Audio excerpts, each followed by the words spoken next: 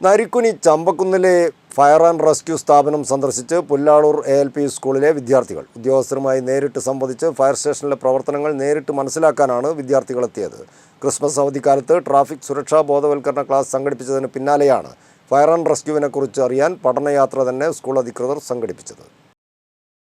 Pullalur ALP സ്കൂളിലെ വിദ്യാർത്ഥികളാണ് കോഴിക്കോട് ജില്ലയിലെ നരിക്കുനി ചമ്പക്കുന്നിലെ ഫയർ ആൻഡ് റെസ്ക്യൂ സ്ഥാപനത്തിൽ വന്ന് ഉദ്യോഗസ്ഥരുമായി സംവദിച്ച് കാര്യങ്ങൾ മനസ്സിലാക്കിയത്. മുങ്ങിമരണം, പ്രകൃതി ദുരന്തങ്ങൾ, കെട്ടിട തകർച്ച, എണ്ണ ചോർച്ച, വാതക ചോർച്ച തുടങ്ങി വിവിധ അപകടങ്ങളുണ്ടാകുമ്പോൾ ഫയർ ആൻഡ് റെസ്ക്യൂ സേന സ്വീകരിക്കുന്ന വിവിധ മാർഗങ്ങൾ കൃത്യമായി ഡെമോ ചെയ്തുകൊണ്ട് ഫയർ ഓഫീസർ നിബിൻ ദാസ് കുട്ടികൾക്ക് ക്ലാസ് എടുത്തു.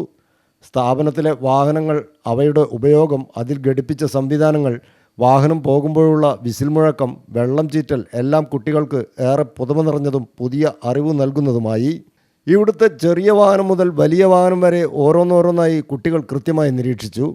തുടർന്ന് വിദ്യാർത്ഥികളായ ആഷിം, ഷഹാന തുടങ്ങിയവർ ഉന്നയിച്ച സംശയങ്ങൾക്ക് ഓഫീസർമാർ വിശദീകരണം നൽകിയതും കുട്ടികൾക്ക് ഏറെ അറിവ് നൽകുന്നതായി.